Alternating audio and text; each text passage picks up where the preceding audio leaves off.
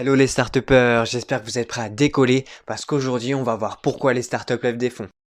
Dans les médias, on associe souvent levée de fonds égale réussite d'entreprise, alors que pas du tout. Dans notre vie de tous les jours, c'est comme si qu'une famille venait d'obtenir son prêt immobilier pour acheter sa maison.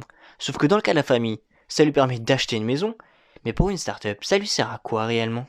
À la fin de cette vidéo, vous aurez toutes les cartes en main pour comprendre les 3 vraies raisons pour lesquelles les startups font des levées de fonds.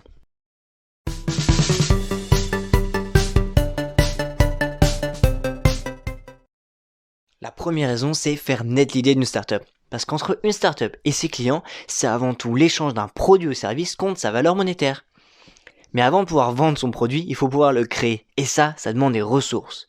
C'est pour ça que certaines startups font appel à des financeurs externes qui décident d'investir dans leur startup pour lancer leurs produits sur leur marché.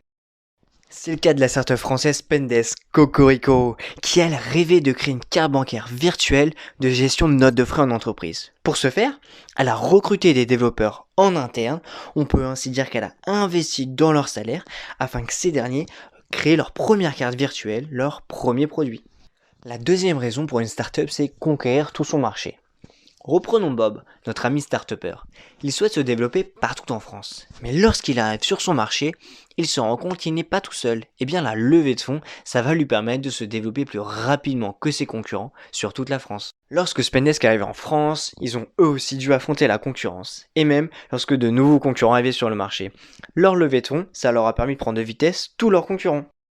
Rappelons qu'une startup a une stratégie d'extension internationale et donc que son marché ne s'arrête pas aux frontières.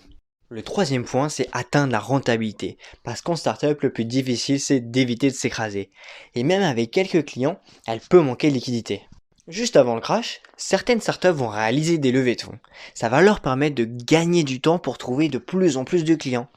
Elles vont donc ainsi pouvoir devenir rentables. Et ça, on appelle ça en startup break-even. La question qu'on peut se poser, c'est est-ce que Spendesk est rentable? Eh bien, comme beaucoup de startups, elles communiquent peu sur ce sujet. Mais sachez généralement que si elles continuent à faire des levées de fonds, c'est qu'elles n'ont pas conquis tout leur marché.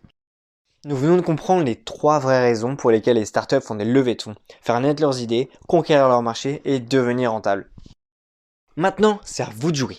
À votre avis, pour quelle raison la startup Conto a-t-elle levé 100 millions d'euros? Laissez A en commentaire si vous pensez que c'est pour faire naître son idée, B, conquérir son marché, C, devenir rentable ou D, d'autres raisons. Bien sûr, il peut y avoir plusieurs réponses.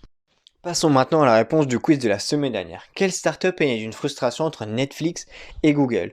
On aurait pu penser que les fondateurs de Netflix étaient nés de cette frustration, qu'ils ne pouvaient pas attendre la diffusion de leurs séries dans leur pays. Mais non, c'était avant tout une entreprise de location de DVD qui a simplement étendu ses services. Tandis que Google a été créé par Larry et Sergey qui n'arrivaient pas à trouver ce qu'ils voulaient sur internet. Merci à tous d'avoir regardé cette vidéo, c'était Aspiration Startup. N'hésitez pas à vous abonner, à liker, à laisser un commentaire. On se retrouve dans une prochaine vidéo. Ciao les startupers.